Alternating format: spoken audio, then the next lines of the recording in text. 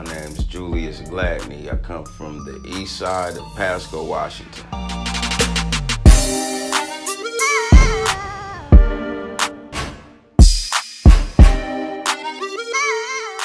I'm a 43-year-old barber.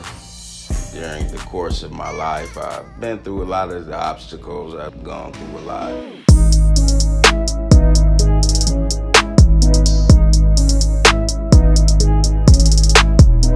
You know, growing up in Pasco, I was raised in a single-parent home.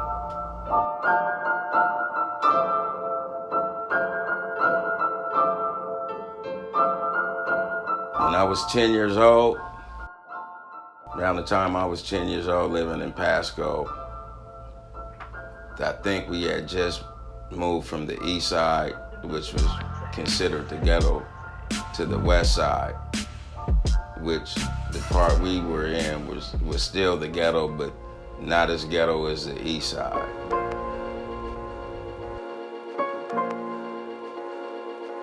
Right now, in this current day, the population itself is grown, but like the camaraderie within our black community ain't like it used to be. You know, so like growing up, just like even when it come to our Juneteenths, like all the kids in the neighborhood would be excited to go to Juneteenth. You know, not just kids from here, like even there'd be a lot of people from out of state and people from, you know, bigger cities in the state of Washington that come down. Probably about 70% of the population is Latino. But back in the day when I was a child, the Latinos didn't make up the full population. Blacks, we made up a nice portion of the population too. You know, that's about the difference from Pasco when I was growing up to Pasco now.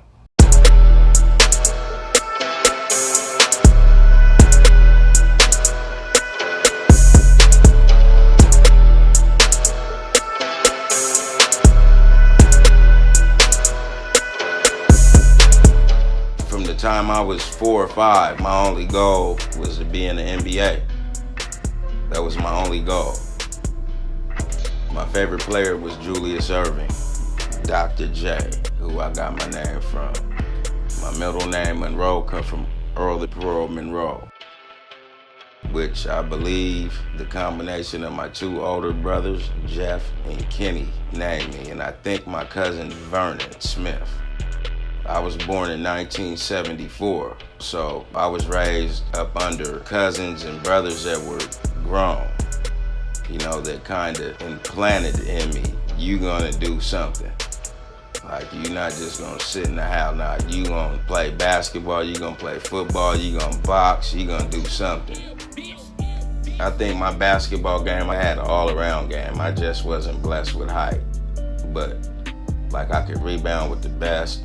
My ball handling skills was pretty damn good. You know, you could ask anybody that grew up in my era or whatever that played basketball with me from the time we was kids to whenever. Like, I always had handles and I always had like unlimited range, and that come from when I was in the projects and I used to have to shoot through a stack of tires because back then we didn't have no rims to shoot in, so I had to shoot in tires.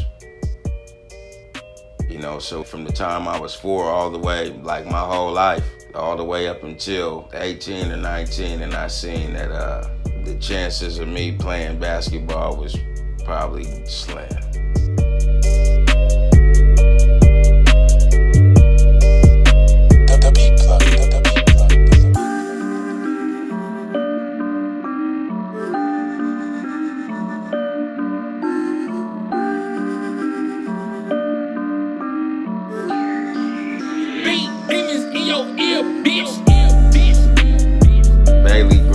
Inspired me to be a barber because when I was a child, first of all, him and my mom were cousins. They were all from Kildare, Texas. You know, so they all came down here maybe back in the 50s, 40s, I don't know, but 60s.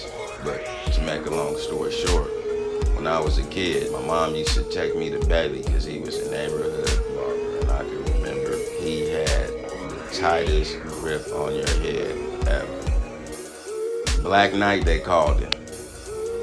I don't know where Black Knight came from. I didn't get a chance to ask his family how he got that name, but they gave me the okay to bring him up in this interview. Yeah, Black Knight, he would like literally grab your head like this, like tight, and just, you know, and I remember I'd be like, Mom,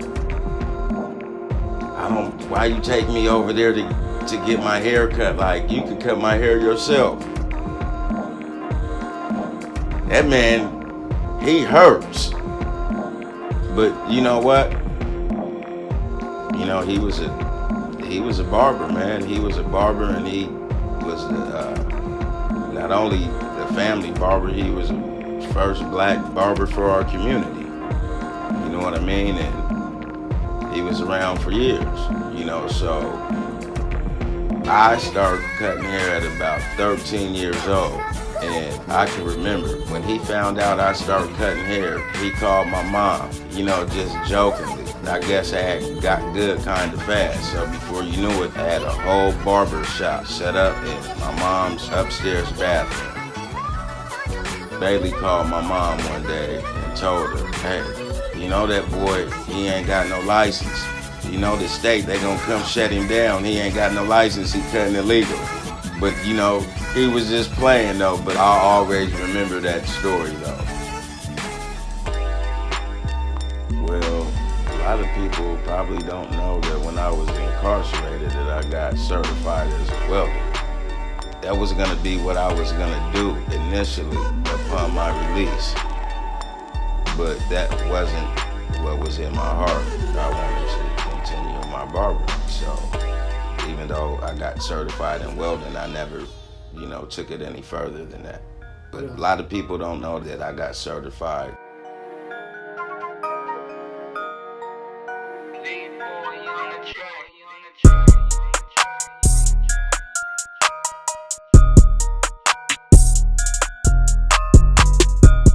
A special talent of mine is the ability to be able to get a message through to someone, like coaching them or something, you know, whether it's something in life or whether it's something in sport activity, you know, because I'm not to brag or nothing, but I'm very knowledgeable in a lot of things. So I think coaching is one, like getting them, even though I've never did no coaching, but I could. The best skills I bring to my profession right now, at this point, is probably my experience. Like my overall years into cutting hair, you know, starting from being at 13 years old, cutting out my mom's house, to cutting in prison, to cutting back out here, to having my own barbershop before, working at other people's barbershop and being a good employee for them and their business, you know. So I just think my overall age and experience in the barber game is what I bring to the table for whoever I work for, wherever I work at, whether it's me working for myself or whether it's me working at another barbershop. From my failures and my mistakes, I've learned that it's never too late to change your life around. What motivates me on a daily basis to be the best that I can be is my children. My daughters, my sons, even my family members like my nieces, my nephews. I have a lot of influence on my children, my family members, so I know that I gotta be the best me. I have to lead by example, so, you know, my family motivate me. I build a successful customer base by being good to all my clients, being a people's person and interacting with them, you know, and showing them outside of giving them a haircut, I actually do care about them. I think when people see that I'm genuine, you know, they just fall that much more in love with me. You know, you're not just dealing with a barber, you know, my clients, you know, I actually build and have relationships with them. I think, you know, a lot of people admire me because of that. If I were to use 3 words to describe me: dedicated, determined, and disciplined. What motivates me in life is knowing that I got people that depend on me, like my wife, my children, my nephews, my clients motivate me. Like I get motivated off my children, my clients that expect me to be at work and they looking to come get that good juice fade.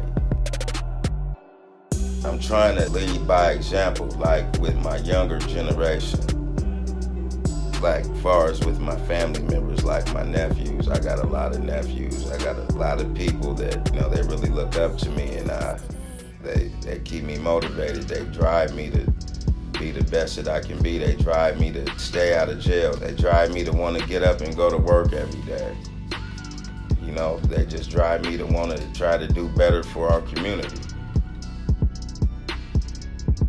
In the next 10 to 20 years, outside of making sure that my kids and grandkids is secure, as far as, having their own funds for college and, their education, if I'm not around, next 10 to 20 years, I hope to be a successful entrepreneur with different businesses and different business ventures, and I hope to have traveled and seen a lot of places across the United States of America and the world, because I really haven't had an opportunity to travel and to see a lot of things in a lot of places. So I would hope, to have traveled and seen a lot of places instead of just being stagnant in one place.